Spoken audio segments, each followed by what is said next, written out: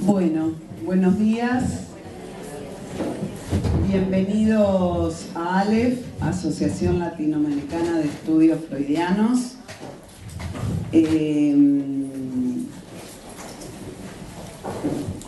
Es un gusto para mí presentar a Isidoro Bej.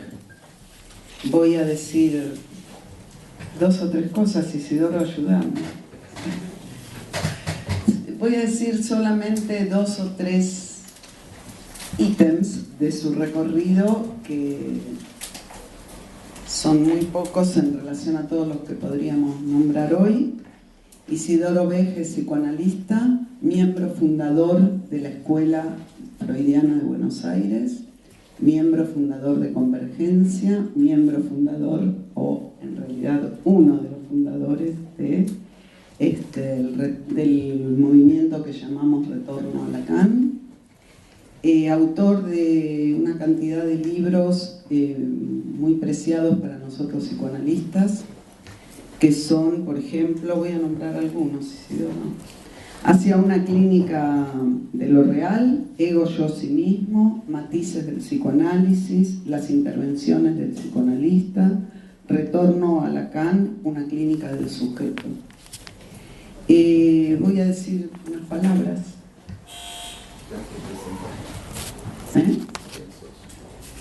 Voy a decir unas palabras.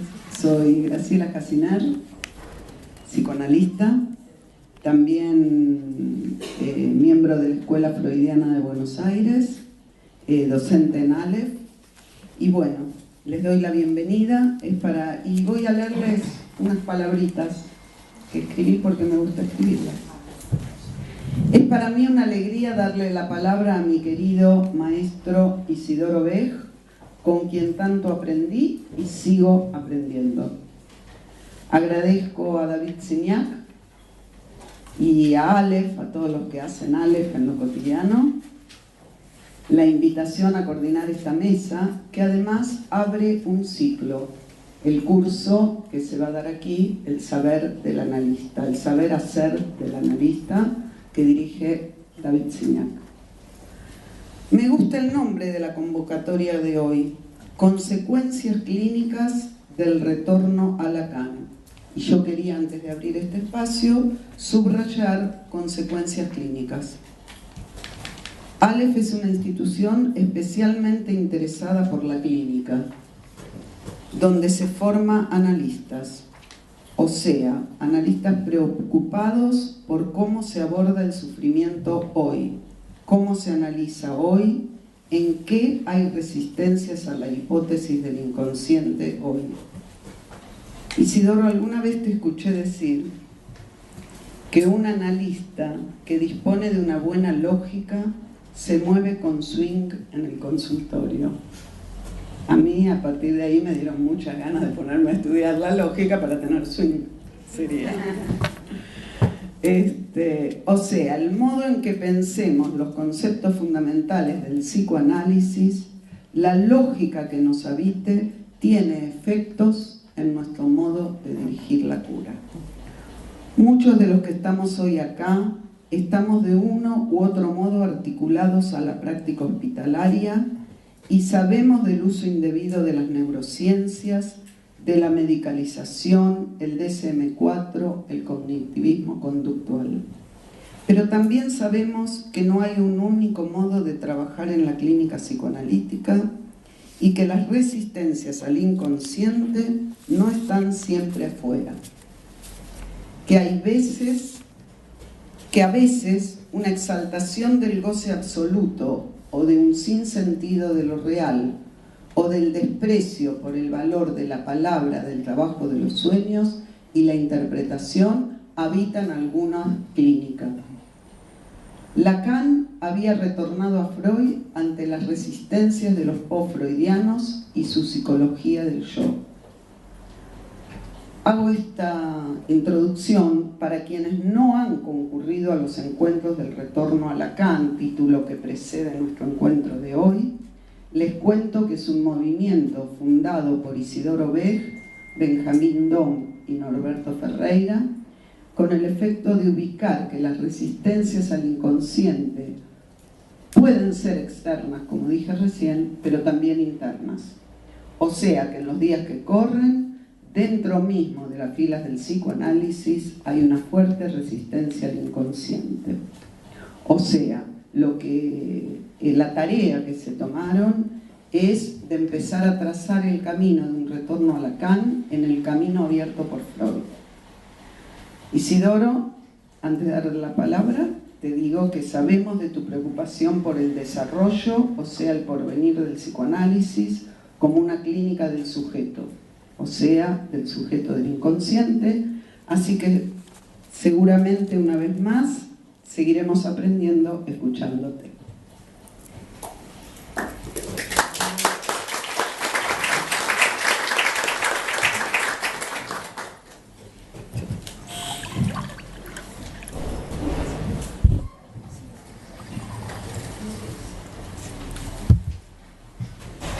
Bueno, primero me paro para verlos a todos un ratito. Bueno, van a tener que hacer como los cines modernos, ¿no? Para que desde el fondo puedan ver. Bueno, dada mi edad no voy a dar la charla parada, voy a sentar, pero cuando ustedes quieren se pueden parar. Son más jóvenes que yo. Bueno, por empezar le agradezco a David Signac, de quien recibí esta invitación para concurrir a ALEF y a los demás colegas de ALEF, que aceptan una vez más compartir conmigo algunas reflexiones, en este caso, como dice el título de esta reunión, sobre las consecuencias clínicas de un retorno a Lacan, lo cual ya implica un cierto enigma. ¿Por qué retorno a Lacan? ¿De qué se trata? Bueno, por empezar, vamos a citar un poquito lo que es la actualidad del psicoanálisis. Lacan escribió un texto memorable que era Situación del psicoanálisis en 1956. Era en Francia, pero aludía al psicoanálisis en general en el llamado mundo occidental. Bueno, hoy estamos en el 2018 y estamos hablando en la Argentina. Bien. Estamos en tiempos que se llaman de la globalización. Hay fenómenos que se insinuaban en la época de Lacan. Ya él hablaba de la letosfera o la letosfera.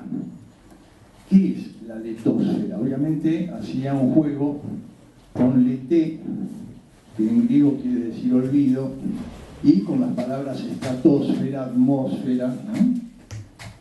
¿A qué aludía él ya en los tiempos en que estaba en su enseñanza cuando hablaba de la letosfera?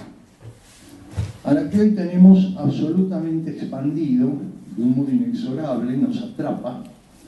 Sospecho que no debe haber uno solo de los aquí presentes que no tenga, o bien en este momento en la cartera o en el bolsillo, como decían los que venían en el ómnibus, o en su casa un celular.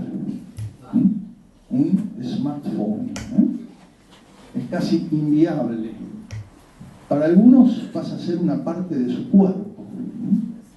Es decir, si se despiertan y no está el celular al lado, es probable que desencadene una crisis de angustia. Bien, cuando Lacan habla de la letosfera, leté quiere decir olvido.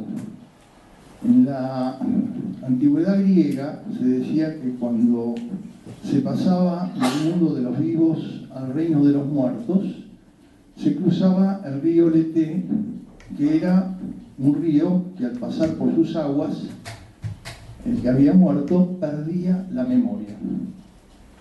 Por eso Heidegger a la verdad la llamó aletheia, es decir, la verdad es el levantamiento del olvido. Es la posibilidad de liberarse del olvido. ¿Y por qué Lacan lo llamó la letosfera? ¿Qué es lo que se olvida con esto de las redes sociales? Facebook, Instagram, WhatsApp, mensaje de texto, email. ¿Qué se olvida? Primero, algo que está muy descrito, y es que en muchas de estas redes sociales lo que prevalece es la imagen. En algunas, como en Instagram, esencialmente subrayado. En Facebook, una combinación de imagen con textos, pero muy breves. Twitter, por ejemplo, tiene un límite muy preciso. Es decir, que no solo hay una prevalencia de la imagen, también hay un acortamiento de la misiva, del mensaje que se envía al otro. Recuerdo cuando en Argentina vino la dictadura, varios de amigos íntimos míos tuvieron que salir muy rápido y fueron a distintos países, uno fue a Australia, otro al noroeste brasilero, otro a París, otro a España, y nos enviábamos cartas, por supuesto con el cuidado, dado que estaba la censura y la dictadura, pero eran cartas. Y cualquiera que tenga la experiencia de haber escrito una carta, cuando uno escribe una carta, se escribe. Pero cuando uno escribe un Twitter de 140 caracteres, es muy difícil que se escriba. Pasa a convertirse en una serie de intercambios prácticos. Y podríamos decir que el sujeto comienza a realizarse en su espiritualidad cuando puede suspender un poquito esa dimensión de lo práctico. Entonces estamos en este mundo donde Lacan lo llama letosfera, porque hay, yo diría así, un olvido de la palabra y del valor de la palabra. Un gran sociólogo, Zygmunt Bauman, que ha escrito libros memorables, como el que escribió sobre la modernidad líquida, él dice que no quiere ponerse en fundamentalista, en contra, no se trata de ponerse en contra de nada. Él dice, bueno, las redes sociales acercan a los que están lejos y alejan a los que están cerca. Todos hemos pasado y pasamos por la desagradable experiencia que de pronto te encontrás con una amiga, un amigo, y vos crees que te encontrás con una amiga, un amigo, pero está todo el tiempo con el celular, vos no sabés si está con vos o con quién está. Después eran fenómenos muy graciosos. Yo en una época les enseñaba a mis alumnos cómo diagnosticar psicosis cuando paseaban por la calle. Hoy hay que tener cuidado porque hay gente que habla sola y no está alucinando. Está con el celular ahí más o menos escondido. Así que tenemos que hacer un diagnóstico más fino en otros tiempos. Bien, digamos que esos fenómenos de las redes sociales, que tienen su lado positivo, en algunos casos produjo las llamadas primaveras árabes, en algunos países con dictaduras los jóvenes pudieron conectarse más allá del control, pero nos marca algo que Lacan puso en un título de un seminario, 3 puntos suspensivos, y después puso upir, o peor. ¿Qué es lo que va en esos 3 puntos suspensivos? ¿Qué es lo que, si eso se ausenta, se produce algo peor? Precisamente la palabra. En francés se dice dire ou pire, decir o peor. Si decimos, sin duda que va a haber equívoco, pero si queremos eludir el equívoco cercenando la palabra, va a ser peor. Y lo vemos, hay un retorno a un discurso fascista. Es como si no hubiera pasado nada con Auschwitz, que es el símbolo de un genocidio, pero también es el símbolo de lo que puede llegar el ser humano cuando se crean ciertas condiciones equivocadas. Porque no vamos a creer que los alemanes, que en el 95% apoyaron el régimen nazi, no digo que eran todos miembros del partido nazi, no, pero lo apoyaron, que tenían un ADN distinto que el nuestro. Es el mismo que el nuestro, Homo sapiens. Algunos será Pithecanthropus, otros será de... pero todo anda por ahí, descendientes del Neandertal. Es decir, tenemos el mismo ADN. Quiere decir que se pueden crear condiciones para un retorno de un discurso fascista. Con el descrédito de las democracias occidentales, todo esto que leemos de la corrupción, ¿no es cierto?, empieza a florecer un discurso que dice, bueno, con la democracia no se come, y entonces equivocan la lógica. Dicen, entonces eliminemos la democracia. Y si eliminamos la democracia, ¿qué tenemos? Fascismo, es decir, otra vez, cercenamiento de la palabra. Por ejemplo, en la China comunista, ustedes saben que controlan las redes sociales. Ni hablemos de que haya un diario opositor. Y entonces empieza a haber un discurso, muchos jóvenes, que claro, ven como algo muy lejano, Auschwitz, la Segunda Guerra Mundial, Mussolini, el fascismo, incluso la dictadura en la Argentina. Hay algunos que ni saben en qué fecha sucedió la dictadura en la Argentina. Entonces creen que es un chiste esto de la democracia. Tiene razón, con la democracia representativa sola no alcanza. La gente tiene que tener las condiciones necesarias para una vida digna. Pero entonces la lógica sería así. La democracia es necesaria aunque no sea suficiente. No quiere decir, entonces volvemos al fascismo y dejemos de lado la palabra. Con la palabra del líder alcanza. La palabra sabia de el que ustedes quieran. Me da lo mismo que se llame Alfonsino o se llame Perón. ¿Cómo voy a renegar de mi derecho a la palabra? Bien, esto es el mundo en que vivimos. Y produce un efecto que todos lo podemos leer en los diarios, pero claro, estamos en la Argentina, lo vivimos lejos y lo vemos como si fuera una película. ¿Ustedes han visto barcos llenos de hombres jóvenes, mujeres, niños que flotan en el Mediterráneo a la deriva y que cada 2 por 3 nos dicen que se hunden y se mueren y que incluso se persigue a las ONG que los quieren ayudar a que se salven? Es un genocidio continuo. Es decir, aparece lo que es propio del fascismo, dir u pir, si se cercena la palabra viene lo peor, que son los fenómenos que Lacan ya anunció en una proposición que se llama del 9 de octubre de 1967. Van a retornar, dijo, los fenómenos de segregación. Somos húngaros, queremos solo húngaros, que no entre un solo africano. Ustedes saben que hay un líder fascista en Hungría. Dice lo mismo el líder de la ultraderecha en Polonia. Quiero decir, estamos ante un fenómeno de segregación propio de cuando se cercena la palabra. No es algo que, bueno, podría ser, no podría ser. No, no, no. Es la esencia de nuestra condición. Les propongo un ejercicio, estamos en el fin de semana, así que lo pueden hacer. Vayan a cualquier bar o restaurante. Siéntense un ratito, cierren los ojos. Cierren los ojos. 3, 4 minutos. Ahora con toda la lucha contra el femicidio, es difícil que haya una violación en esos 3 o 4 minutos, no hay peligro. Y van a escuchar que la gente habla. Hablan. A veces hablan tanto que no se puede escuchar lo que uno habla con la persona que está en la mesa. A mí me maravilla y me alegra que hablen. Hablan. Porque si no, ¿qué es encontrarse sin hablar? Es el ejercicio de la palabra. Alguien puede decir, pero el silencio vale. Claro, el silencio vale cuando se manifiesta entre palabra y palabra. Si no, no es silencio, es pura ausencia. Bien, este es el mundo en el que estamos.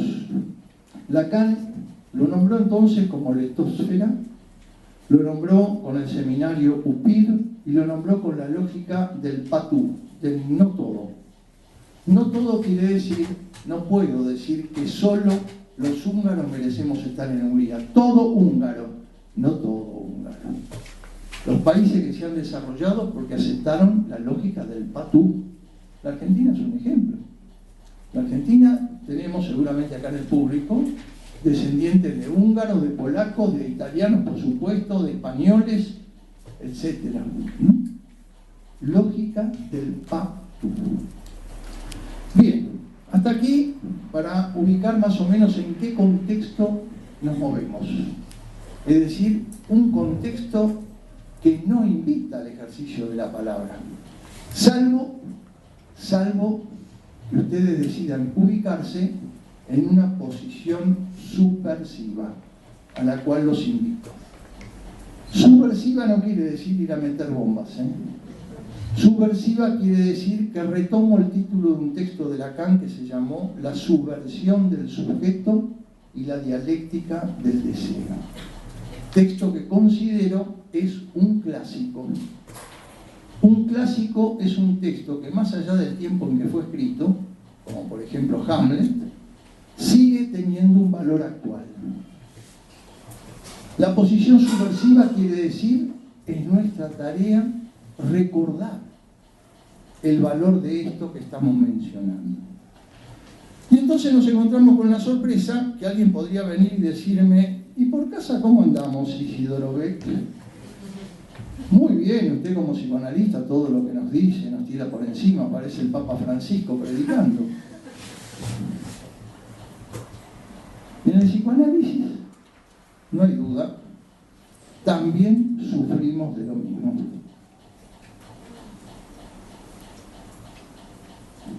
Porque un psicoanalista puede ser cualquiera, aunque no cualquiera se decide a ser psicoanalista. Y tenemos de las dos cosas, de los cualquiera y de los que se deciden a ser psicoanalistas. Tenemos antecedentes. Ustedes saben que Lacan comenzó siendo un psiquiatra, discípulo de Clerambault. De a poco se fue enterando de la obra de Freud. Ya en el año 36 presentó su texto clásico, El estadio del espejo. Se convirtió en didacta de la Asociación Francesa de Psicoanálisis, la Asociación de París, una filial de la Internacional Psicoanalítica, y se animó a enfrentar a sus colegas y amigos didactas denunciando los desvíos empobrecedores en los que se había perdido el psicoanálisis freudiano. Graciela Cassiner hace un ratito mencionó la Ego Psychology. La Ego Psychology es el producto de una traición. Un enemigo no es traidor. Un traidor es siempre alguien que es de la propia casa, si no, no es traidor. Un enemigo es un enemigo. No, estos eran traidores. Traidores incluso a su propia formación, más que a Freud. Harman, Chris Lowenstein, que fue el analista de Lacan cuando estaba en París, cuando tuvieron que huir del nazismo, fíjense cómo la historia va relacionada con el psicoanálisis. Estamos en el mundo en el que estamos. Bueno, alcanzaron a huir a Estados Unidos y claro, en la sociedad americana es muy importante. No se olviden que es el centro del capitalismo mundial. Ahora se suele decir el capitalismo neoliberal, está como cliché, ¿no es cierto? Lo cual es verdad, pero sería bueno que quienes lo dicen sepan de qué están hablando.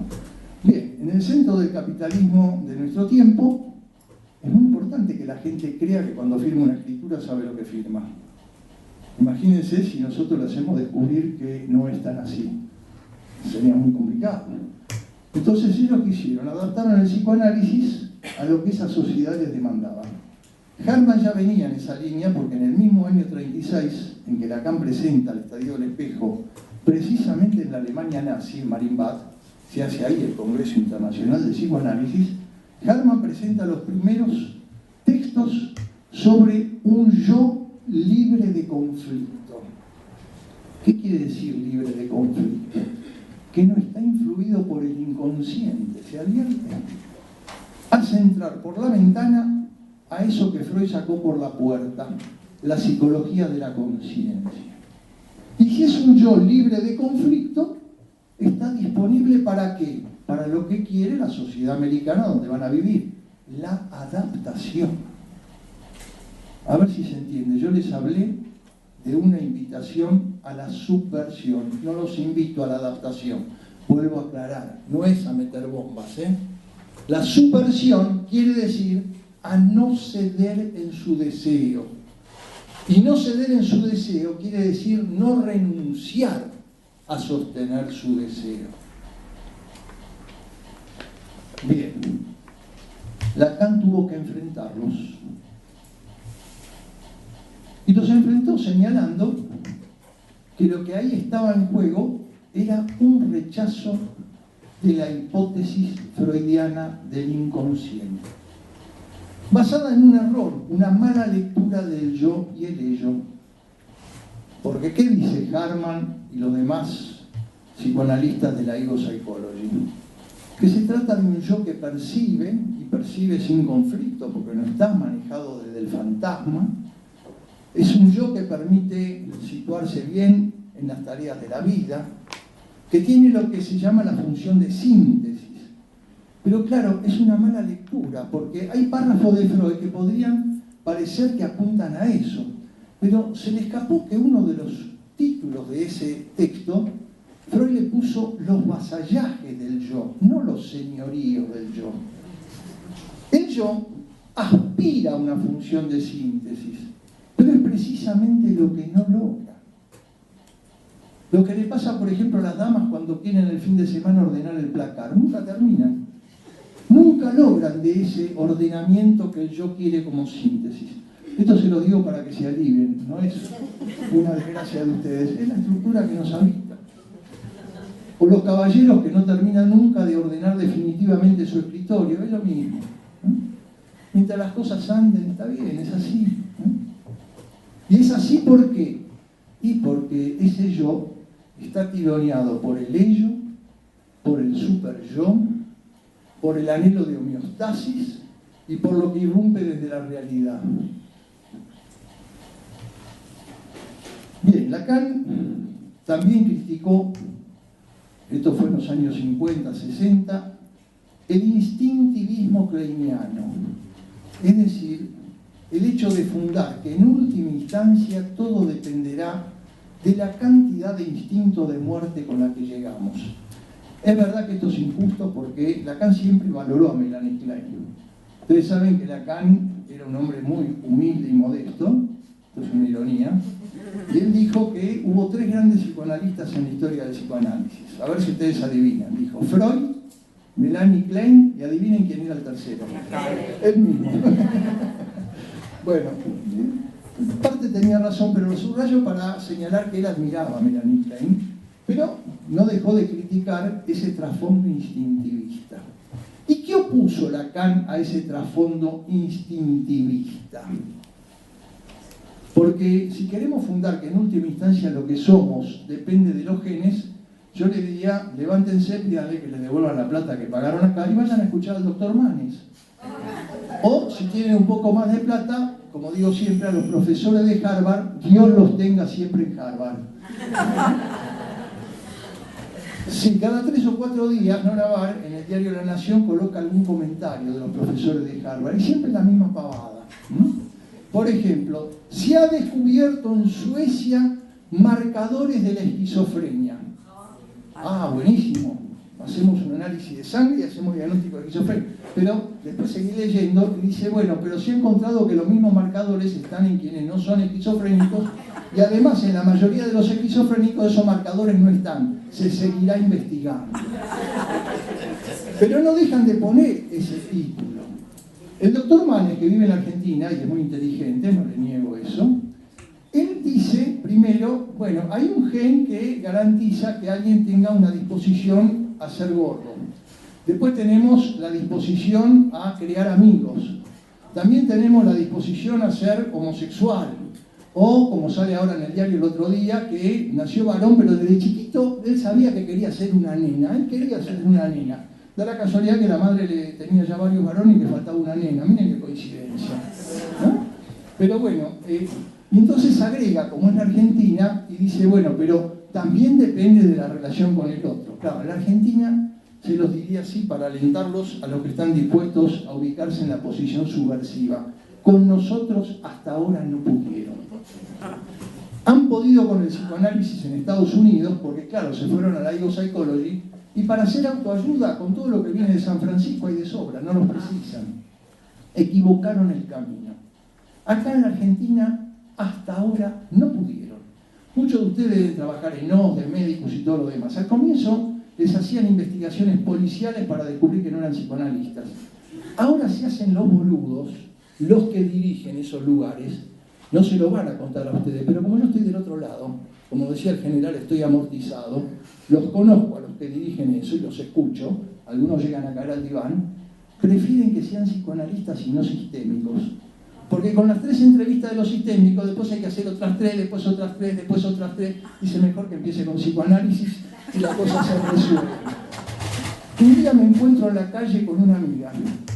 Esto fue hace como 20 años. Y me dice, ¿qué haces, Isidoro? Digo, lo único que se hace es un psicoanálisis. Uy, me dice, ¿todavía te dedicas a esa antigüedad? Digo, ¿por qué? ¿Vos descubriste algo mejor? Sí, yo voy a algo que es una experiencia que se llama vivir. Es un fin de semana y se resolvió. Bueno, te felicito, si eso te hace bien, chao, besos. Nos despedimos, la verdad que mucho no me importaba. Le deseaba que sea lo mejor, sí, tenía algún cariño. Nos encontramos como 10 años después. Da la puta casualidad que le digo, ¿dónde vas? A vivir. ¿Cómo? 10 años después todavía sigue diciendo vivir. No me dijiste que era un fin de semana. El anhelo es muy bueno. A mí me encantaría que en 3 sesiones alguien que perdió a su padre y que lo adoraba y que tenía sus buenos conflictos como corresponde con un padre, en 3 sesiones pueda elaborar el duelo. Pero el ser humano no está preparado para eso.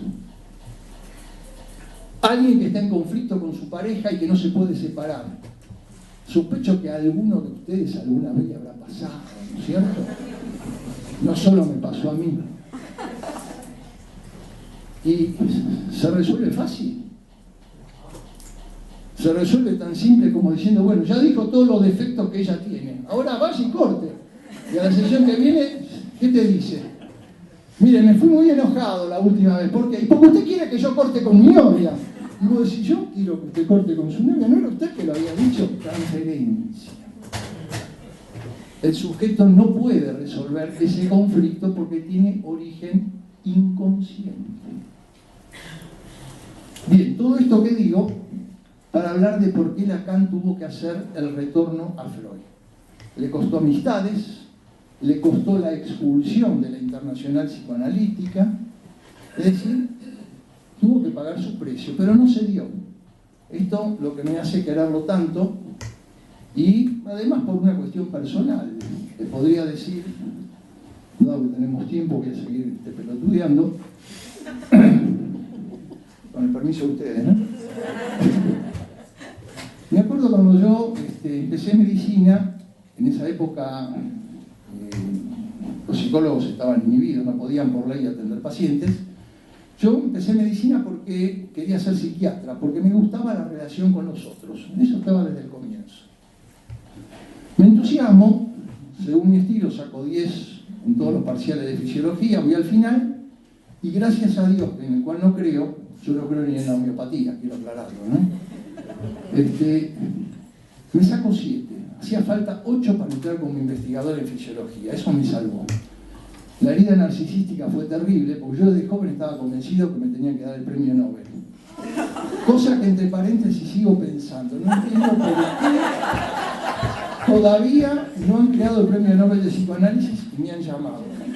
Veremos, por ahí en algún momento lo hacen. Bueno, la herida narcisística era insoportable y un amigo mío, muy sabio, me dijo, déjate de joder, si vos entraste a medicina para ser psiquiatra, vení, vamos a una facultad de psicología, todos ustedes son jóvenes, ni conocen eso, estaba en la calle Viamonte, vamos a escuchar a un psicoanalista que dicen que es maravilloso. Llego, está el aula magna repleta, ustedes lo habrán oído nombrar, era José Brecher. Lo escucho hablar de psicoanálisis y claro, fue maravilloso, fue como amor a primera vista, claro, esto es lo mío, esto es lo que yo quería. Yo entré a medicina porque quería la relación con nosotros. Averiguo que él era discípulo de Pichon-Rivière y según mi estilo, voy entonces al maestro de maestros. Entro en la escuela de Pichon-Rivière, hago la mitad de la carrera de psicología junto con medicina, paso a ser ayudante en la escuela de Pichon-Rivière, coordinar grupos. Pero claro, Pichon se va para la psicología social, toma las ideas de Herbert Mead sobre el otro incorporado, no me cerraba con lo que yo leía de Freud. Averiguo y me dicen, claro, en los años 60, me dicen, mira, lo más desarrollado del psicoanálisis, y la Argentina estaba en pleno kleinismo, es Melanie Klein. De cabeza estudiar Melanie Klein, 6 años controlando todas las semanas con un kleiniano, no solo kleiniano, bioniano y meltzeriano. Debo ser uno de los pocos tipos que se leyó el caso Richard de 800 páginas de Melanie Klein. Bien. Llega un momento que digo, yo me suicido. Esto es para débiles mentales. Me escupe, lo escupo, proyección, llega 10 minutos tarde, que desprecia mi teta, sin escucharlo. Me acuerdo un diálogo entre Lieberman y Isaac, donde Lieberman era más inteligente porque había sido discípulo de Pichon, donde Isaac escribe un trabajo donde dice, bueno, jueves y viernes trabajamos la posición paranoide porque lo va a abandonar el sábado y el domingo el analista. Y lunes y martes trabajamos la posición depresiva donde viene la reparación. Entonces Lieberman le contestaba, queda solo el miércoles para el análisis. Yo decía, esto no puede ser para mí. Me acuerdo que le decía a mi control, tipo muy macanudo, había estudiado en Francia, digo el nombre porque le estoy muy agradecido, me enseñó mucho también, aprendí mucho, Bernardo Arenburg, que ahora vive en Valencia. Le decía, pero Bernardo, yo la riqueza que encuentro en los historiales freudianos no los encuentro en los textos de Milanica. Hay cosas geniales, como que ella introdujo la cuestión del juego con los niños, y otros desarrollos que son muy importantes, como el hecho del super-yo temprano, que yo lo tomo, y Lacan lo toma también. Bueno, pero estaba ese instintivismo de fondo y esa práctica toma y daca. Me acuerdo que en contraposición a Lacan, que habla de acto analítico, Meltzer habla de proceso analítico. En ese librito donde él cuenta, él hacía de control, dice, bueno, la analista me trae este relato donde ella intervino unas 20 veces en 50 minutos. Y dice, bueno, más o menos bien porque son los intervalos, porque tenían una teoría de que el inconsciente se traduce, como en las Naciones Unidas, en traducción simultánea en la conciencia. Con Lacan no hacemos eso, hay palabra plena y hay palabra vacía. Hay momentos en que el inconsciente se abre y momentos en que el inconsciente se cierra. Bueno, digamos que estaba desesperado hasta que, gracias a Oscar Mazota, habrán oído nombrarlo, me invita a formar un grupito de otras 3 personas, entre las cuales estaba Bernardo Arenburg, casualmente, a leer la carta robada de Lacan. Cuando leo eso, no lo puedo creer. Digo, esto sí es lo que yo busqué toda mi vida. Una lógica depurada, una referencia a la literatura como proponía Freud, una articulación del Edipo a la letra, cuidadosa. Bueno, a partir de ahí mi vida fue otra. Fue encontrar un camino que se fue gestando por pasos. Y bueno, fuimos estudiando la obra de Lacan, lleva años, ustedes habrán visto que tiene sus complejidades. El estilo gongorino de Lacan es obvio que no es sencillo de seguir. Uno puede preguntarse por qué ese estilo. Bueno, tenemos varias respuestas. Si uno no lo ama, puede decir, bueno, porque era un paranoico, ¿no? Y hablaba así para que uno no lo pueda acorralar. Puede ser. Si uno lo ama, como yo, puede decir, bueno, es un estilo como tantos otros, que, sabiendo lo que pasó con la obra de Freud, con ese estilo barroco, él impide que se lo pueda leer livianamente mientras uno viaja en colectivo. Si querés entenderlo, tenés que poner diccionarios al lado. Ahora, por suerte, tenemos Google, mucho más fácil. Pero vas a tener que hacer un esfuerzo. Yo creo que esta es una de las razones principales de ese estilo de Lacan. De cualquier modo, les digo algo que siempre le digo a mis alumnos: si de vez en cuando le da ganas de putearlo, tiene todo el derecho. Y hablaría bien de ustedes. Hay un relato rabínico, talmúdico, que dice, hasídico, que dice así: viene un alumno y le dice a su maestro Hasid, el hasidismo saben que es una variante de la mística judía, ¿no? Dice, maestro, estuve en el pueblo vecino. Llegó su libro y el Hasid tal, discípulo del maestro del otro pueblo, lo tiró al suelo, lo entró a pisotear, se puso rubicundo, enfurecido.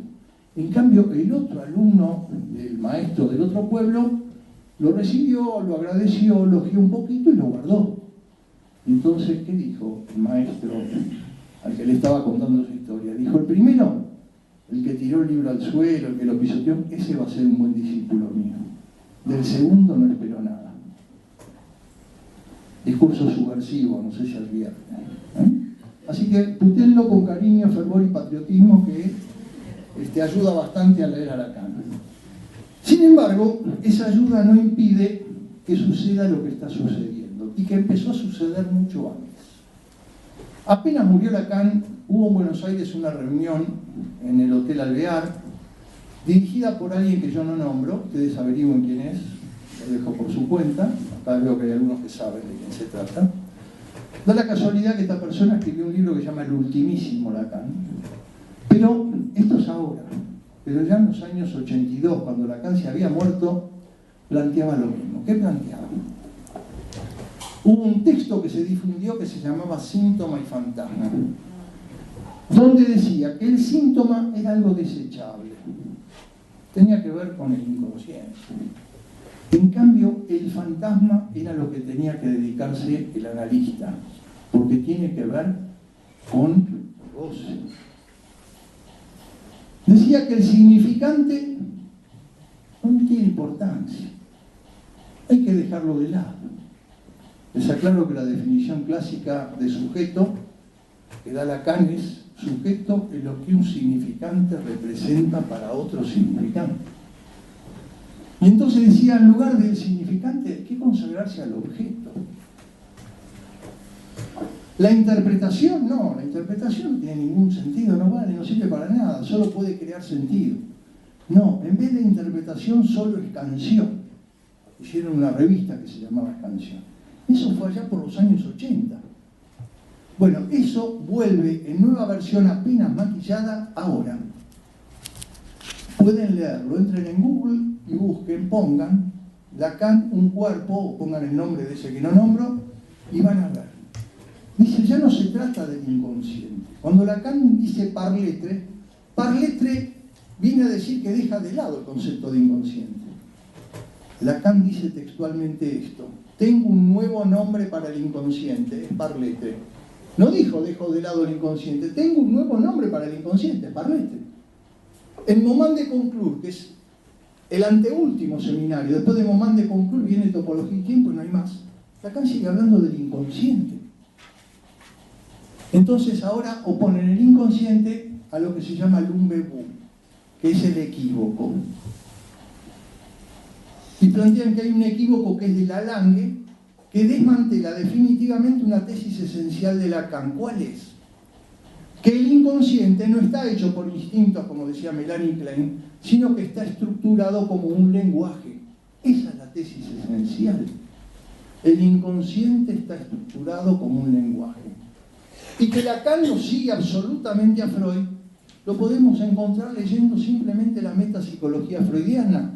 En el texto sobre la verdrángula, represión, y en el texto sobre el umbebus, que es el inconsciente, Freud dice clarito: en el inconsciente no hay afectos, en el inconsciente solo hay Vorstellung Repräsentanz, representantes de la representación. Si quieren yo se los traduzco a mi manera: significantes del signo. Y Lacan lo concreta diciendo: el inconsciente está estructurado como un lenguaje, donde la clave es la palabra como. ¿Qué quiere decir la palabra como? Lo dice en el capítulo 5 de Ancor, lo aclara de nuevo, una vez más. Como quiere decir cómo se juntan los elementos en la teoría de los conjuntos de Cantor. Si ustedes compran un libro de teoría de los conjuntos, les recomiendo uno, el de Halmos, Teoría Intuitiva de los Conjuntos, H-A-L-M-O-S, Halmos. Van a ver que en la primera o segunda página dice: no hay conjunto universal. Tienen que poner como parte del conjunto el subconjunto vacío. ¿Y qué quiere decir el subconjunto vacío? Quiere decir que al menos un elemento queda fuera del conjunto. Ese conjunto al que le falta un elemento es lo que Lacan va a decir presentifica la castración. Es decir, que uno de los grandes méritos de Lacan es haber construido la lógica de los grandes desarrollos freudianos. Con el estadio del espejo dio cuenta de la lógica de la construcción del yo, como Freud la plantea en Introducción al Narcisismo. Un yo que yo suelo decir necesita que diferenciemos dos tiempos constituyentes. Un tiempo pasional, que es el primero, el que se constituye gracias al deseo del otro, y un tiempo segundo, consecuencia de aquel, que es el tiempo instrumental. Los que atienden niños alguna vez habrán visto que hay chiquitos que no tienen ninguna lesión neurológica y sin embargo no pueden erguirse. ¿Qué pasó? Le faltó el sostén narcisístico que llega desde el otro, ese tiempo del yo pasional, que lo necesitamos a lo largo de la vida. Cualquiera de nosotros, siendo neuróticos, Y alguna vez a la mañana nos cuesta levantarnos, a las chicas les cuesta maquillarse, a los varones les cuesta afeitarse. ¿Qué pasó? Andan desencontrados con el otro. Es decir, que es un narcisismo jubilatorio. Basta el año en que uno se jubile. Y al mismo tiempo da alegría, da gusto por la vida, es preciso, es necesario. Bien, con la metáfora paterna, Lacan intentó una lógica del Edipo, porque el Edipo no se reduce al cuentito, nene malo quiere matar a papá para quedarse como mamá. Esa es la versión imaginaria. Se trata de una lógica que dice cómo se funda la relación entre la ley, el deseo y el goce. Y con el mito de Tótem y Tabú, juntado con la lógica aristotélica y la lógica estoica, Lacan, en el seminario Ancor, permite articular precisamente lo que Freud trabajó a su manera en Tótem y Tabú, es decir, la distribución de los goces. Todo este esfuerzo, este señor, y no es el único, hay una que estuvo con él muchos años y repite exactamente lo mismo, dice textualmente, en ese libro del ultimísimo, pueden leerlo, no hace falta que me crean, dice: Lacan, como el héroe bíblico Sansón, se atrevió en los últimos años de su enseñanza y de su vida a destruir los pilares del psicoanálisis, del templo psicoanalítico. Dice que hay que dejar de lado todo esto que les acabo de nombrar. ¿Para qué? Para sostener que solo se trata de un cuerpo habitado por la langue, y opone la langue, que es un concepto, un neologismo de Lacan, a el inconsciente estructurado como un lenguaje. Cita textual de Lacan. Lacan dice: que yo hable de la langue no me hará desdecir ni por un instante del inconsciente estructurado como un lenguaje que la habita. Es decir, el inconsciente estructurado como un lenguaje habita ese flujo de la langue. Hace continuamente disyunciones exclusivas. ¿Y qué propone entonces como consecuencia en la clínica? No solo él, también esa que estuvo con él durante años. Para los que quieran leerlo, si leen francés, en un librito que se llama Travailler avec Lacan, que han compilado dos colegas y amigos que valoro, que son Safwan y Didier Ball. En el capítulo que esta señora escribe, Lacan dijo: la psicanálisis c'est une pratique de bavardage. El psicoanálisis es una práctica de charlatanería o de charla. Ella escribe un capítulo que dice: un psicanálisis sans bavardage. Un psicoanálisis sin bavardage, sin charlatanería. Y dice que una buena sesión es cuando el paciente dice apenas una frase y no se le deja terminar la frase. Se la corta en el lugar de máximo sinsentido. Y plantean entonces, lógico, si nosotros estamos diciendo, como Lacan, que lo real excluye el sentido. Es verdad. Lo real excluye el sentido común, el sentido que viene del otro. Pero en el seminario Lessington, que es uno de los últimos, Lacan dice textualmente: nuestra tarea como analistas es devolverle al analizante el sentido.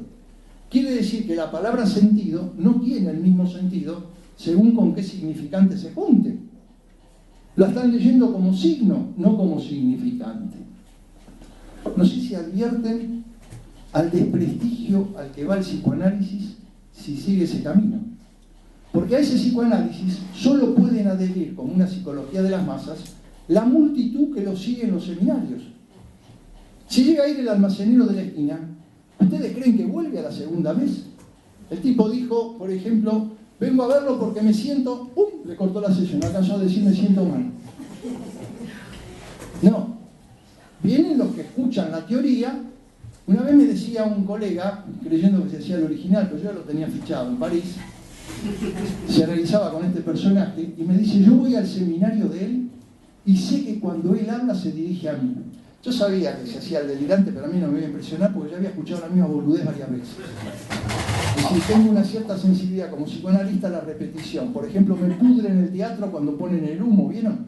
Una vez era una creación, pero todas las veces es una falta total. Ahora me pudre cuando escucho hablar del capitalismo neoliberal. Le digo, pero vos leíste El Capital de Marx, anda, estudiá primero. Yo lo estudié durante 10 años con mi profesor Raúl Ciarreta. Después hablamos. Bueno, me pudre cuando se habla así en vacío. Bueno, entonces este soquete me dice, yo cuando voy al seminario, él me habla a mí. Y entonces pensé para mí, no le dije nada, no me iba a pelear ahí. En general en público soy bastante educado, acá estoy un poco más zafado hoy. Es la humedad, debe ser la humedad. Bueno, me aprovecho de la gentileza de quienes me invitaron. Espero que ustedes no se ofendan. No sé. Si alguno se ofende me dice. Cambio el switch y hablo en latín. Dije después pensando, ya sé que es una fachada lo que me dice, pero tomémoslo a la letra.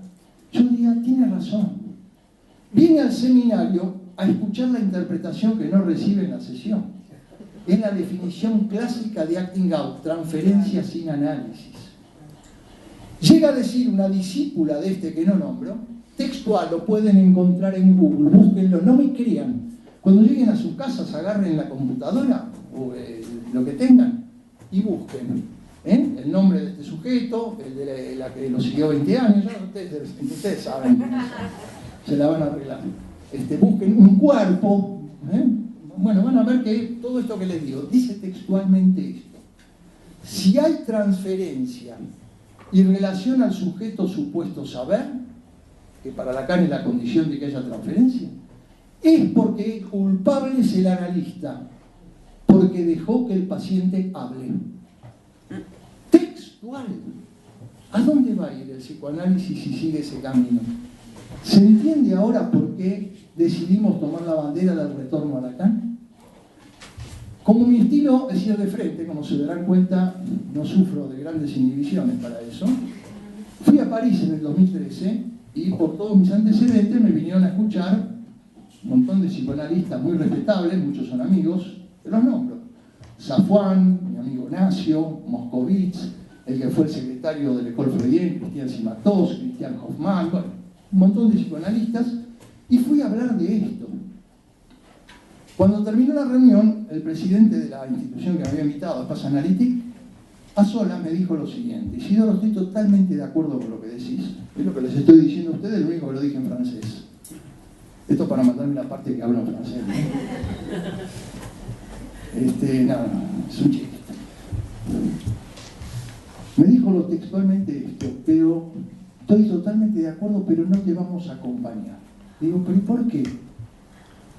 Me dice, porque acá en Francia estamos en otra lucha. Ustedes saben que por decisión gubernamental y por gestión de ciertas organizaciones de padres y autistas, el psicoanálisis tiene prohibido recibir aportes del Estado para tratamientos de chicos autistas. Están avanzando. Es decir, lo que acá en Argentina no han podido con nosotros, en Francia están pudiendo. Entonces me dice, necesitamos hacer alianza con todos.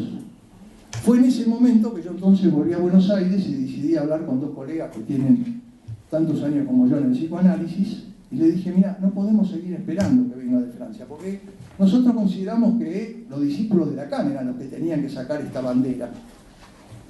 Dije, podemos seguir esperando, porque hacía ya 10 años que veníamos hablando de esto, no es de hace 2 días.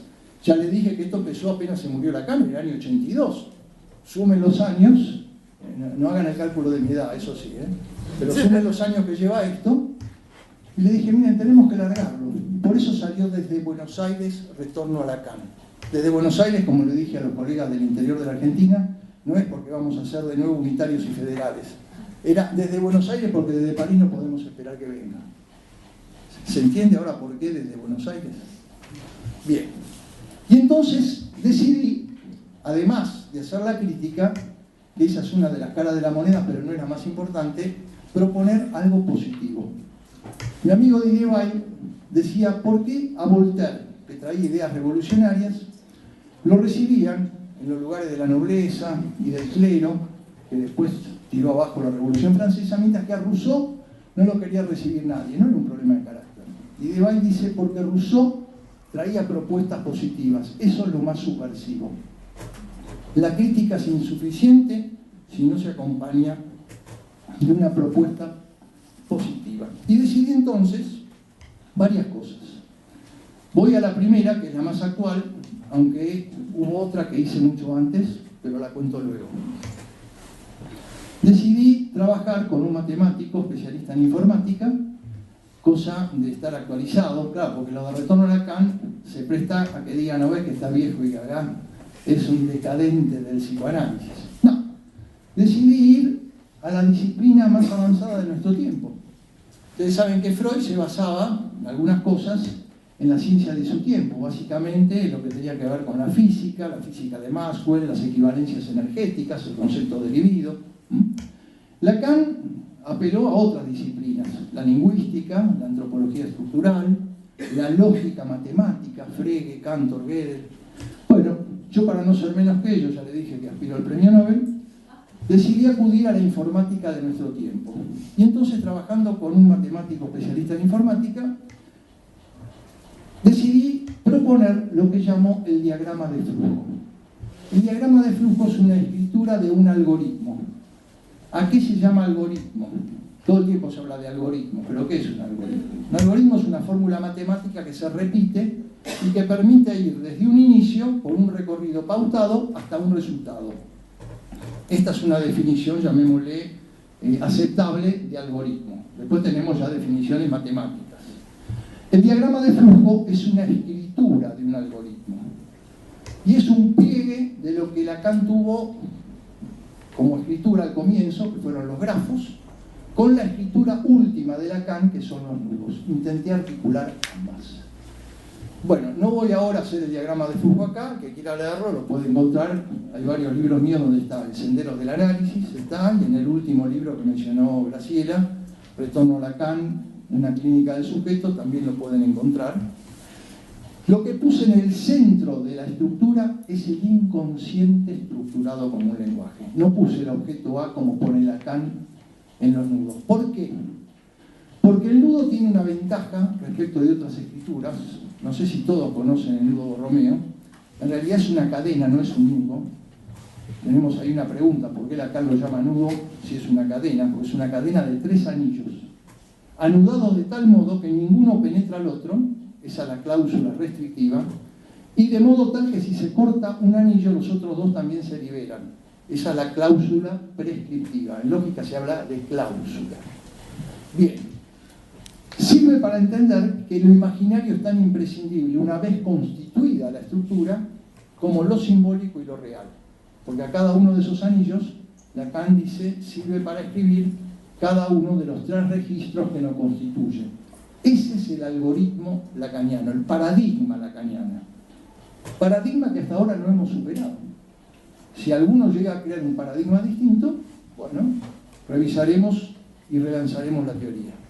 Pero en la teoría lacaniana, desde el comienzo hasta el final, se va ajustando que el parletre del ser humano está constituido por 3 registros: real, simbólico e imaginario. Bien. Yo no puse el objeto A en el centro, puse el inconsciente estructurado como un lenguaje para hacerme cargo de una distinción que Lacan hace extensamente, lo pone en acto en los grafos, pero lo hace extensamente en un seminario que se llama Lógica del Fantasma, donde dice que el ello no es el inconsciente. En Freud muchas veces vamos a encontrar el ello inconsciente, la pulsión inconsciente, el inconsciente pulsional, es decir, no están distinguidos.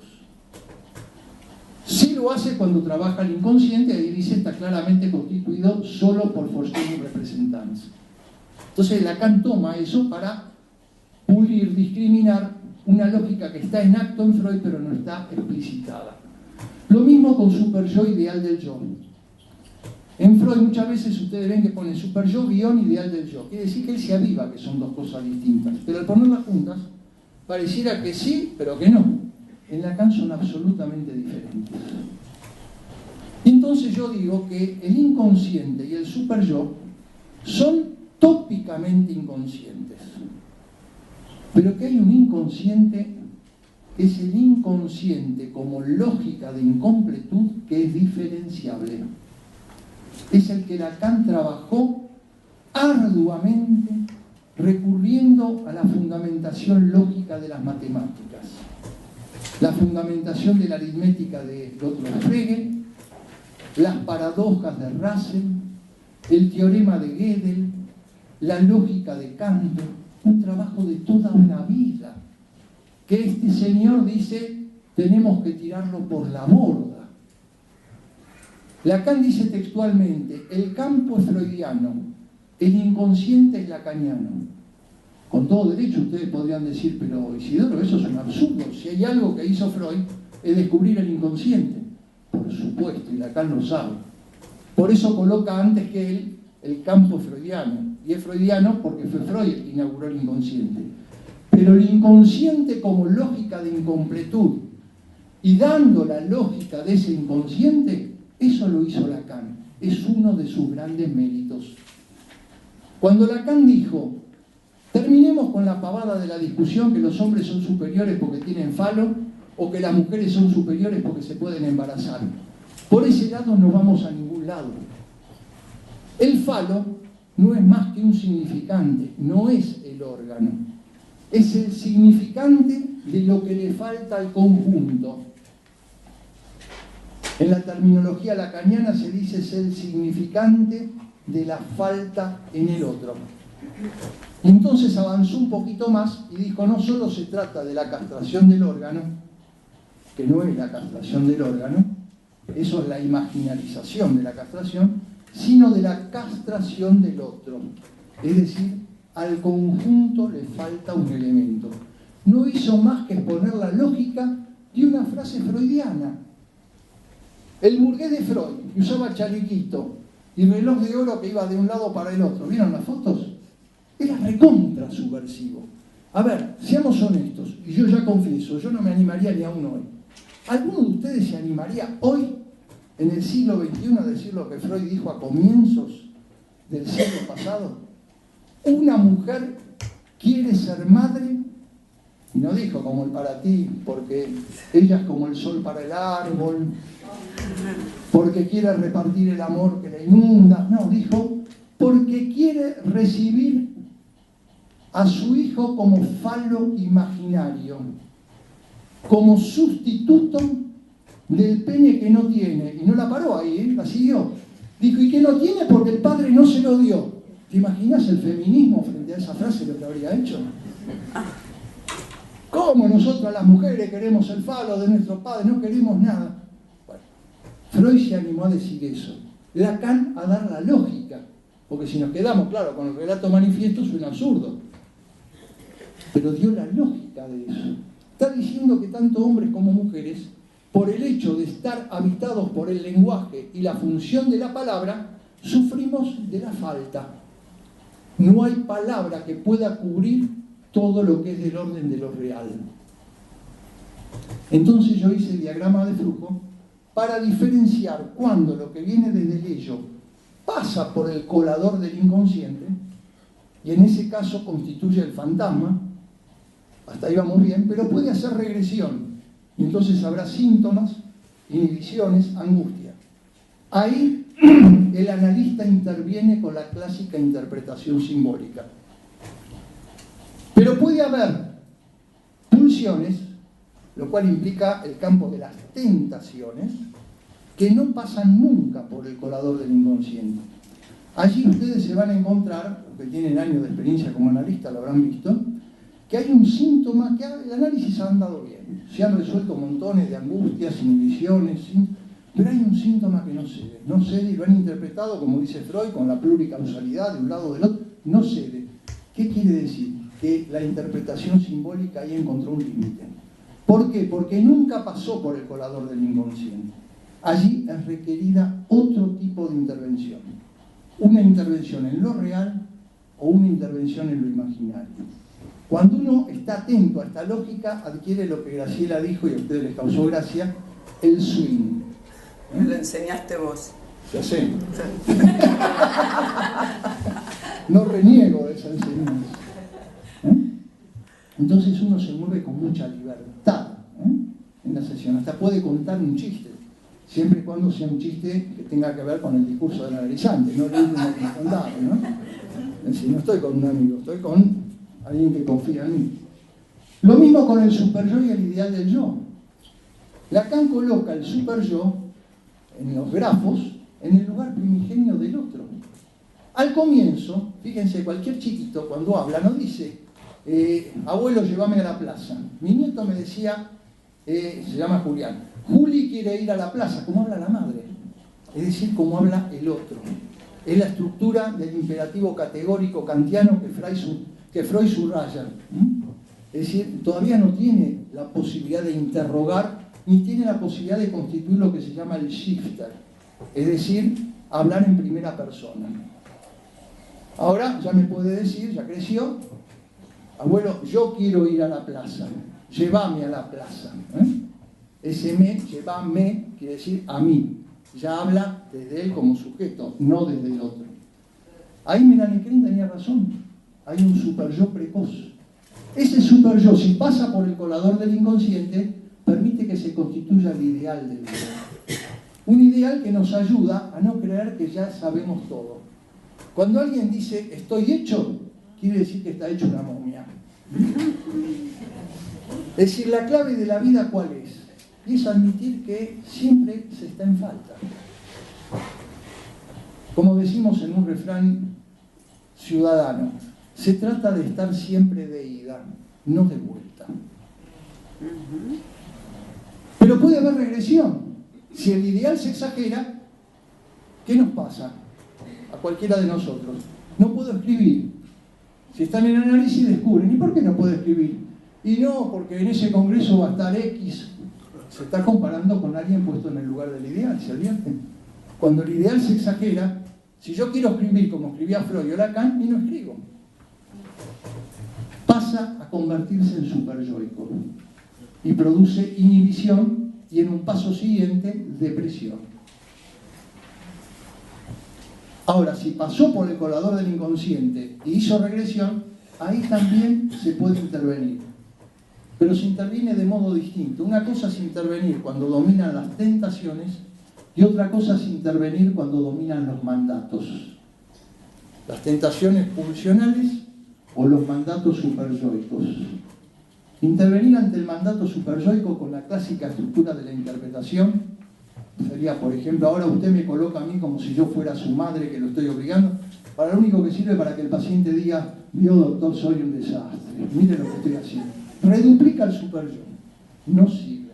Es decir, que entender esta lógica tiene consecuencias en las intervenciones. Por eso, ahora les nombro lo que le dije antes, que fue un trabajo anterior, ya estamos en la tercera edición de ese libro, que es escribir un texto que se llamaba Las intervenciones del analista. Es decir, que si el analista está atento a las formas de la estructura que nos constituye, puede intervenir desde lo simbólico con la clásica interpretación o puede intervenir desde lo real o desde lo imaginario. Y es importante que sepa distinguir cuando se trata de una manera, cuando se trata de otra. Por otro lado, Lacan trabajó junto a la lógica de incompletud a partir de las fórmulas de la sexuación, lo que se llamó la lógica del pato, del no todo. ¿Por qué lo menciono? Lo menciono rapidito porque justamente aquellos que estamos criticando dicen que ya no se trata más de la lógica del inconsciente, la castración es algo inferior, no tiene importancia, solo se trata de la lógica del no todo, que tiene que ver con lo real, solo lo real. Pero, ¿de qué están hablando? Entonces vamos a especificarlo y les voy a proponer de este modo entender. La lógica del no todo quiere decir patú, no todo ante el agujero de lo real. Es decir, que cuando aparece lo real, Lacan dice, ahora, en los últimos seminarios, en R6, por ejemplo, dice, además de hablar del nombre del Padre, voy a hablar de los nombres del Padre, en plural. Y dice, los nombres del Padre son lo real, lo simbólico y lo imaginario. Quiere decir que cualquiera de los tres registros puede hacerle de límite al otro. Por ejemplo, supongamos a alguien que está dominado por una exacerbación de lo simbólico que se llama el superyo. El superyo no es más que lo arbitrario de la ley cuando la ley no tiene atenuantes. ¿Qué puede ser una buena intervención a ese nivel? Algo del orden del amor. Algo que suavice ese goce sádico del superyo. O algo en el orden del humor. Porque el humor, ¿para qué sirve? Para hacer bajar al otro del caballo. Y el superyo es el otro que está arriba del caballo.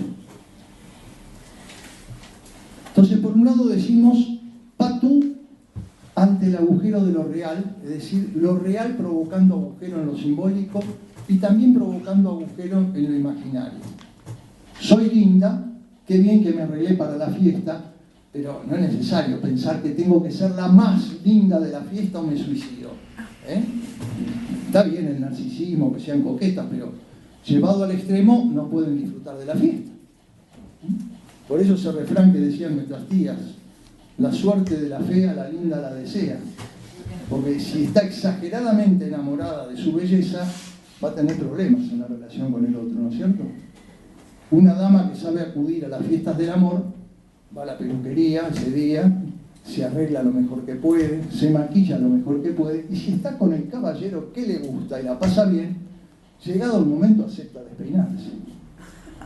Si sigue cuidando el peinado, no hay fiesta. Este es otro swing que les propongo. En realidad no les propongo nada porque sospecho que no tengo nada para enseñarles. Ustedes deben saber arreglarse bien. Bueno, también decimos patú cuando decimos esta frase que se las propongo.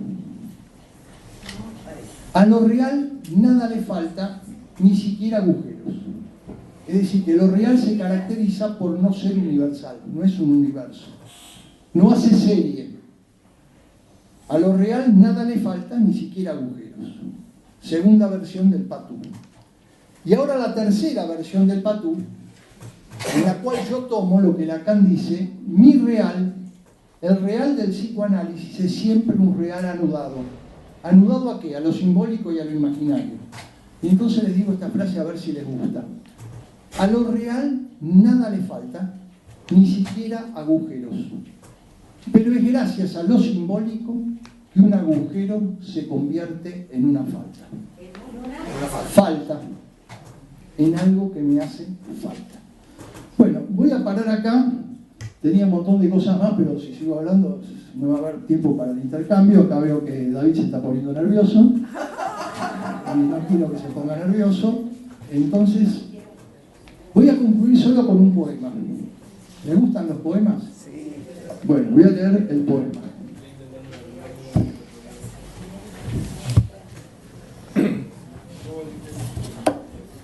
A ver si reconocen quién es el autor. Retroceder de todos los lenguajes. Reencontrar las palabras en su estadio de pájaros en vuelo. Besos que escapan de unos labios y se van por su cuenta a encontrar otros labios. Y ya que no es posible hallar la desnudez de los orígenes, recuperar en las palabras algo tan suelto y libre como la desnudez de los cabellos. Y cuando todas las palabras vuelvan otra vez a ser comienzo, también el hombre empezará de nuevo. Y quizá todo empiece de nuevo. ¿Les gustó? ¿Quién es? ¿Eh? No. ¿Quién? No estoy viendo. No. Cuarros. Muy bien. Usted ha ganado. Muy bien. Cuarros, Roberto Cuarros, un gran poeta argentino. Bueno, entonces, como me dijo David, si gustan, conversamos.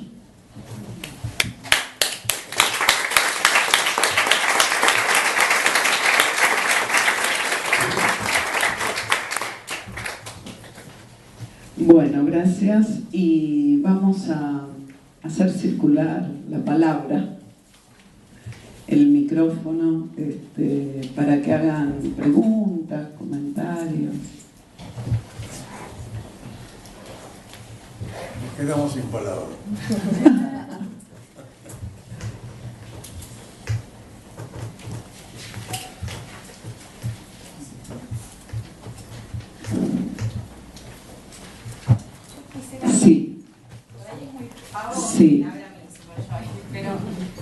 Te vamos a dar permiso.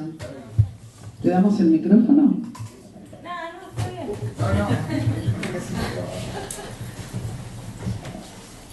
Si podés ampliar un poco, ¿qué es esto de que pase o no pase por el colador del inconsciente? Bien. Hacemos circular un poquito. ¿Qué más? Vamos a intervenir dos, ¿te parece, Isidoro? Entonces tengo que anotar, porque si no, no me voy a acordar las preguntas. Ah, claro, gracias. 2 o 3 preguntas, ¿preferís? O, Sí, como ustedes prefieran. o comentarios.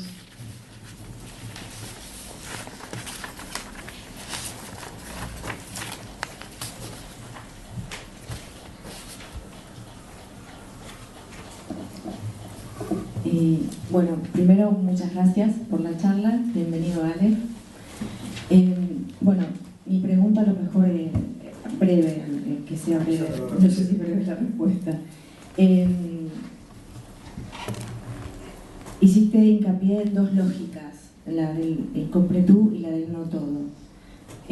¿Por qué Lacan necesitó esa del no todo? ¿Por qué no, con esa del incompletud no le alcanzó? Que quería dar cuenta, digamos, por dónde, o como, ¿qué te parece a vos que da esa vuelta? Sí, Patricia Leyac. Isidoro, bueno, eso que vos recordaste que dice Lacan, que me leen bien los que me odian, creo que eso está en Ancor, ¿no? Acércate, Patricia.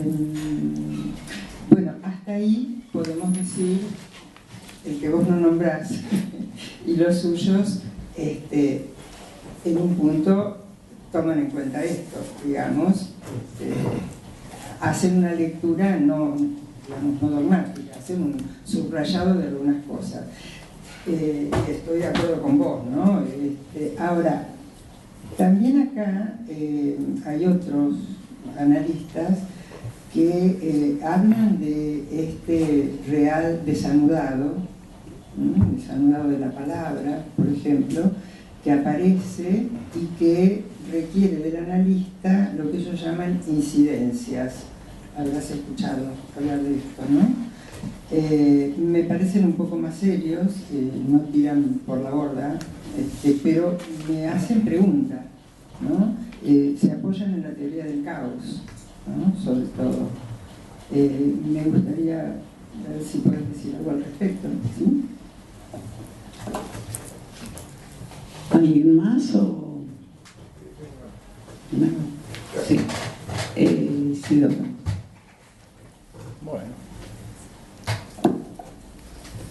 Bueno, brevemente, respecto del colador del inconsciente, lo del colador lo digo yo, Lacan habla del inconsciente como lógica de incompletud, ¿no? La lógica de incompletud quiere decir que se ha producido algo del orden del acto, y el acto para nosotros, a diferencia de la teoría kleiniana, donde se avanza del objeto parcial al objeto total, nosotros avanzamos del objeto parcial a la falta de objeto. En eso yo suelo decir que tanto en Freud como en Lacan hay lo que llamo un socratismo. Socratismo que lo podemos leer en el banquete, que quiere decir solo deseo lo que me falta. Entonces, pasar por la lógica del inconsciente quiere decir poder anudar la pulsión al deseo. Anudar la pulsión al deseo quiere decir incluirla en la relación con el otro, en el lazo social.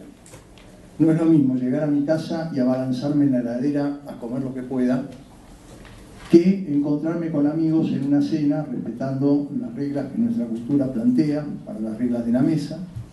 Ahí se ve la diferencia. Eso sería lo que llamo el colador del inconsciente. Lo que llamo el colador del inconsciente. Bueno, ¿por qué la lógica del patú?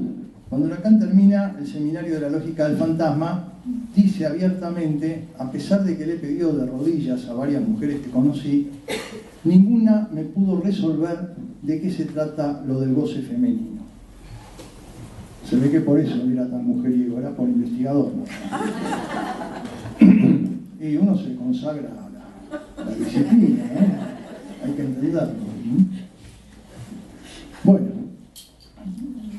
En Angkor por fin logra entenderlo. Dice, no me decían nada porque el goce femenino es un goce fuera de la palabra. Se trata de algo que excede a lo simbólico y a lo imaginario. Es un encuentro específico con una cierta dimensión de lo real. Y va a decir, ¿por qué no pensar que el goce femenino sostiene la cara a Dios del inconsciente? ¿Qué quiere decir la cara a Dios del inconsciente? Él lo escribe con un matema que es la S mayúscula, con la cual escribe significante. Cuando tiene la barra es sujeto, pero sin la barra es significante. Y entre paréntesis pone la A mayúscula con la barra, significante del gran otro barrado. Y dice, eso significa agujero. ¿De qué se trata? Meister Eckhart, otro místico, igual que Santa Teresa, que es la que Lacan pone en la tapa de Angkor, seminario Angkor, acá todavía estaba vivo y la eligió él, es una estatua de Bernini, donde Santa Teresa está en pleno orgasmo y apuntada por Eros. Lacan reenvía a este goce místico que se emparenta con el goce extra de la mujer o el goce suplementario de la mujer, y Meister Eckhart lo define así. Es lo que se llama la teología negativa. Teología negativa quiere decir que yo a Dios no le puedo proponer ningún atributo, porque cualquier atributo que le dé, lo limito. Si yo digo, Dios es puro amor, ha habido herejes que dijeron, yo como ser humano sé odiar, entonces soy más que Dios, por ejemplo. Dios es infinito, entonces Borges hace un poema donde Jesús viene a la tierra y por primera vez puede vivir lo que vive un ser humano desde su finitud. Es decir, que en la teología negativa, Meister Eckhart dice así, si Dios quiere entrar en mí, tendrá que despojarse de todos sus atributos, hasta incluso de su nombre Dios. No sé si se dan cuenta que anda bastante cerca del ateísmo extremo. Pero bueno, para el místico eso es el encuentro con Dios, es decir, el encuentro con el puro agujero.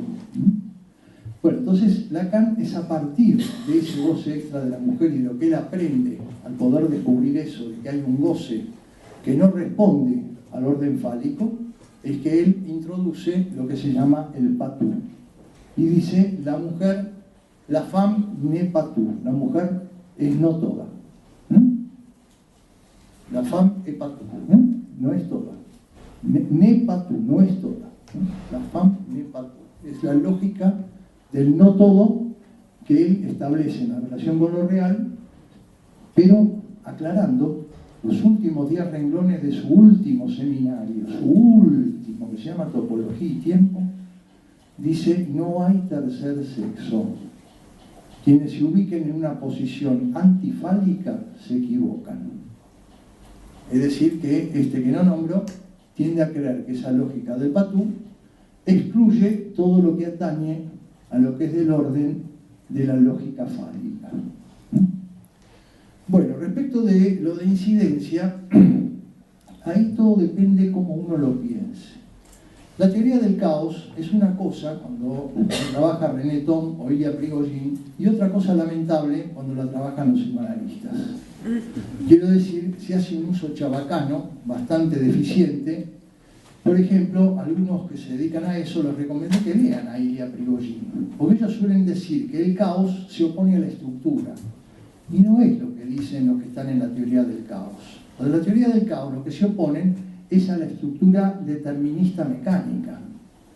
Pero Ilya Prigogine, que es uno de los que, de su disciplina, que es la química, el premio Nobel, habla de teoría del caos, dice que se trata de estructuras disipativas, no son ausencias de estructura.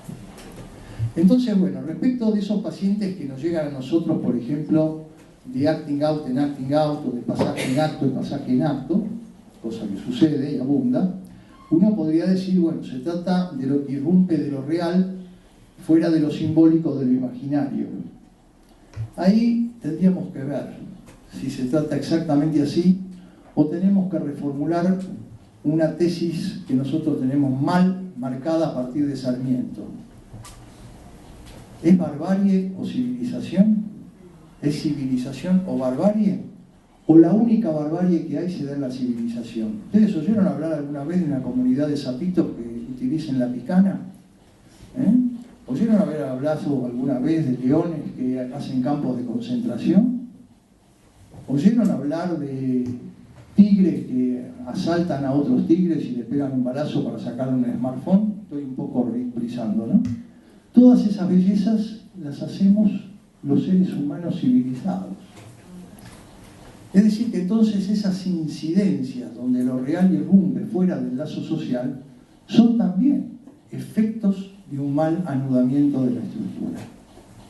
Creo que es un error creer que es un real que anda solo, sin simbólico ni imaginario. No, hay gente que habla, gente que está atravesada por el lenguaje.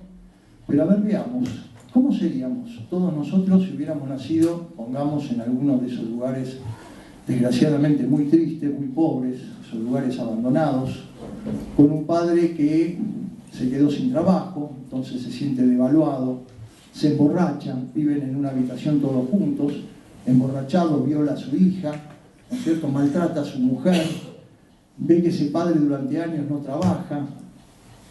¿Qué va a salir de ahí? No es un problema de ADN, es un problema de la relación con el otro. Entonces, forma parte de un cierto modo del lazo social que engendra ese efecto. Estos chicos que mataron el otro día a un chofer porque el tipo les dijo que tenían que pasar la tarjeta SUBE, que es un real que no tiene ninguna relación con lo simbólico y con lo imaginario, ¿no hablan? No. Bueno, creo que se utiliza todo eso para negar la vigencia del inconsciente. Lacan dijo de Joyce que era un desabonado del inconsciente. Pero no dijo que era un desabonado del inconsciente y por eso lo felicito. Desgraciadamente, cuando él vuelve de Cork, donde fue a pasear con su padre, al cual él describe en el retrato del artista adolescente como un monigote, un padre quebrado, el imbécil del padre va a Cork a desprenderse de las últimas propiedades que había heredado de su propio padre y se la pasa todo el tiempo, en vez de estar triste, deprimido, porque van a quedar en la miseria, él y su familia, alardeando de sus aventuras de juventud. Stephen Dedalus, que es el personaje que lo representa a Joyce, vuelve en una depresión absoluta, trata de salir de eso yendo a acostarse con una prostituta, no le sirve, trata de ver si se mete en un seminario religioso, dice no es para mí, y entonces dice seré el artista. Es decir, la escritura, como lo dijo Jung, porque fue Jung el que dijo esto, Jung lo trató a Joyce, dice, donde su hija Lucía se ahogó en la esquizofrenia, él pudo sobrevivir gracias a su escritura. A eso Lacan lo llamó síntoma. Es decir, es un remedio, no es el síntoma. Es una grafía antigua en el francés.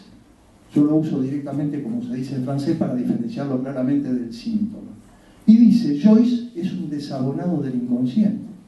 Es decir, con esa falla de la metáfora paterna, el inconsciente como lugar de la castración no le funciona.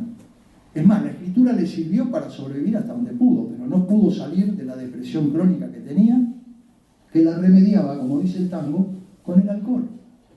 La mujer y su hermano Estanislao tenían que sacarlo de la zanja, donde terminaba borracho y totalmente sobrepasado. Bueno, yo digo que muchos de estos que teorizan ahora incidencias son desabonados del inconsciente. Una vez más producen rechazo al inconsciente, lo cual les diría, pónganse contentos. Es la mejor prueba de que el inconsciente es radicalmente inconsciente. ¿Por qué los analistas nos reunimos tanto entre nosotros? Y porque la tendencia continua es a cerrar la relación con el inconsciente. Entonces necesitamos ayudarnos unos a otros para volver a reencontrarnos con los mensajes que llegan desde el inconsciente. Es una historia que se ha repetido y se va a seguir repitiendo. Así que estén tranquilos que trabajo van a tener. ¿Alguna otra pregunta o comentario? Y vos, David, ¿querés hablar? Sí, Laura Salinas.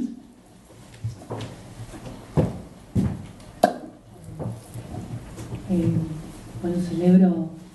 Acércate el micrófono, Laura. Sí, ¿qué tal? Buenos días. Celebro muchísimo que la invitación de Aleph, que podamos hoy contar con esta apuesta realmente decidida, valiente, que has iniciado junto con otros analistas. Y en ese sentido, algo que nosotros en el seminario nuestro de Clínica con Niños venimos investigando también, ¿no? Digo, tratando de pensar, de investigar, porque creo que se anuda mucho a cómo hoy se piensa la clínica con niños. Yo creo que Lacan nos hace una propuesta que realmente anuda un montón de cuestiones que los analistas de niños investigaron luego de Freud. Melanie Klein la mencionabas hoy, Ana mismo. Pero que Lacan invita con la idea del sujeto transindividual, ¿no? Cuando él dice los padecimientos del niño, leámoslos como lo que hay de sintomático en la pareja parental. Está haciendo una apuesta a pensar su idea de sujeto, su idea de inconsciente como transindividual, como eso que habita más de un cuerpo, a la clínica con niños. Iba a hacer una pregunta, pero después de lo que dijiste se va a hacer un comentario, que es lo que nosotros nos encontramos muchas veces en los discípulos de este analista que hoy mencionabas, o que no mencionabas, y que refiere más bien a una clínica que tiende a pensar que el niño puede ser responsable de su goce, ¿no? Es decir, que si vos compartís o si encontrás vos esto hoy en los analistas que trabajan mucho con niños, que hay una tendencia a desoír esta invitación de Lacan a pensar al niño como sujeto entre los cuerpos, el niño como efecto inconsciente, y a los padres como involucrados en el síntoma maligno, ¿no?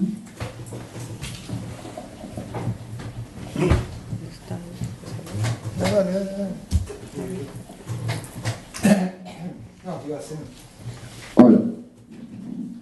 Es que tengo que quería hacerte una pregunta sobre este pasaje que vos haces tuyo entre las intervenciones del analista y el diagrama de flujo. Entre las intervenciones del analista y el diagrama de flujo, que él planteó como dos momentos de su propia enseñanza. Y me parece que vale la pena, ya que te tenemos aquí, digamos, qué es lo que te llevó de alguna manera a esta, no sé, llamarlo reformulación o ampliación o pensado de otra manera. ¿Qué cosas de la clínica te fueron llevando a esta reformulación? Algunas leí en el libro, digo, pero ya que estás acá para explicar eso. Después quiero aclarar algo, ya te doy el micrófono, pero quiero decir que esta es una apertura de nuestras actividades de Aleph, que hoy empieza no solamente un curso sobre el saber hacer del analista, del cual algunas de las personas que están aquí son docentes, Patricia Lejac, Graciela Jacimer, está Jorge, Andrea Leiro, que está también, y que otro de los cursos que comienza hoy es el seminario de niños, también, que coordina Laura Salinas, para ubicar un poco. Y la verdad que te quiero agradecer porque que vos abras un poco formalmente las actividades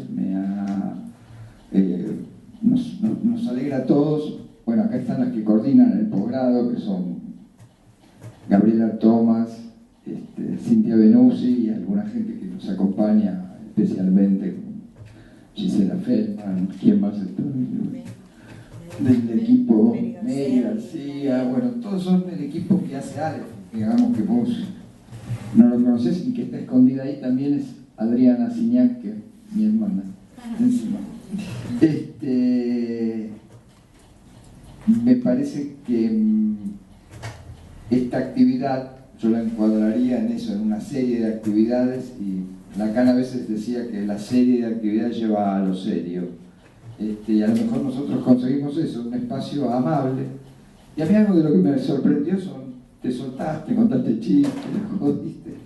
Y eso es un clima muy alefiano, quiero decir, es un clima riguroso, pero muy amable. Te quiero agradecer eso, que hayas entrado también en ese clima que es muy de nosotros. Y bueno, y ahora te dejo para que contestes las preguntas. ¿Sí?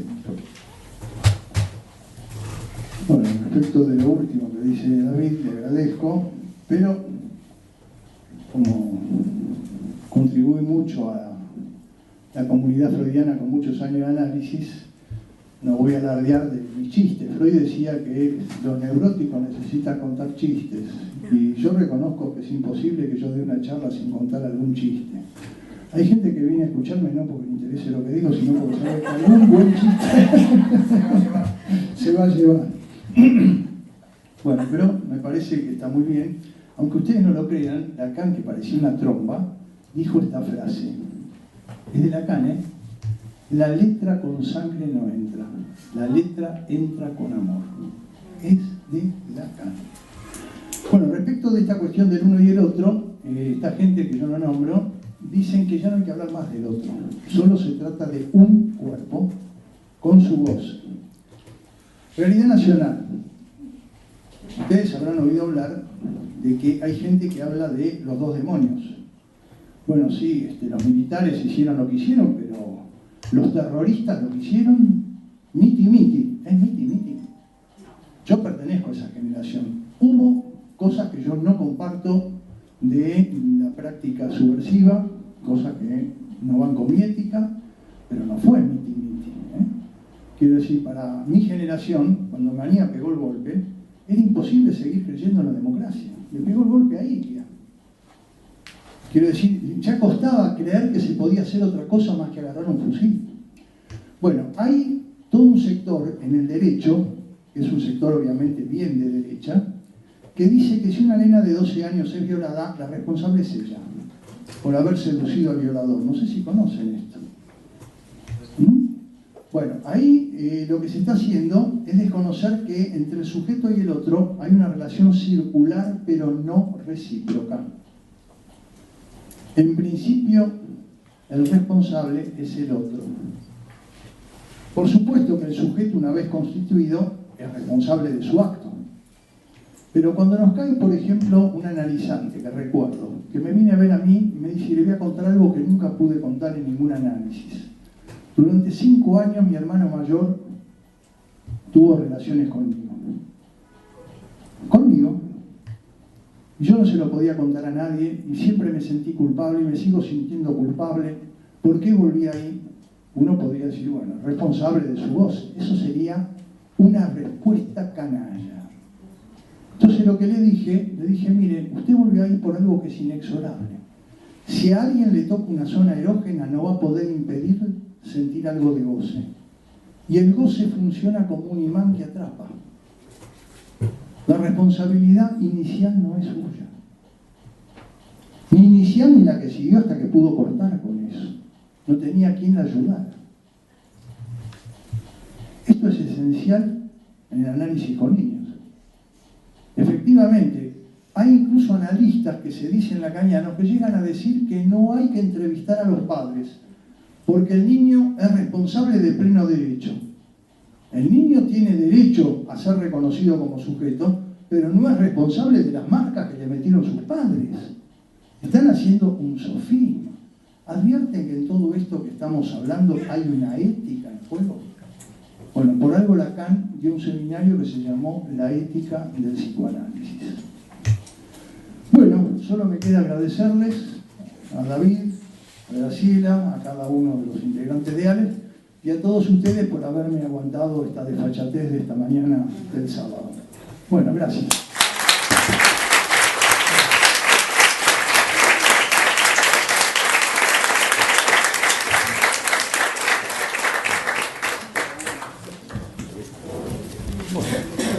Gracias por la invitación.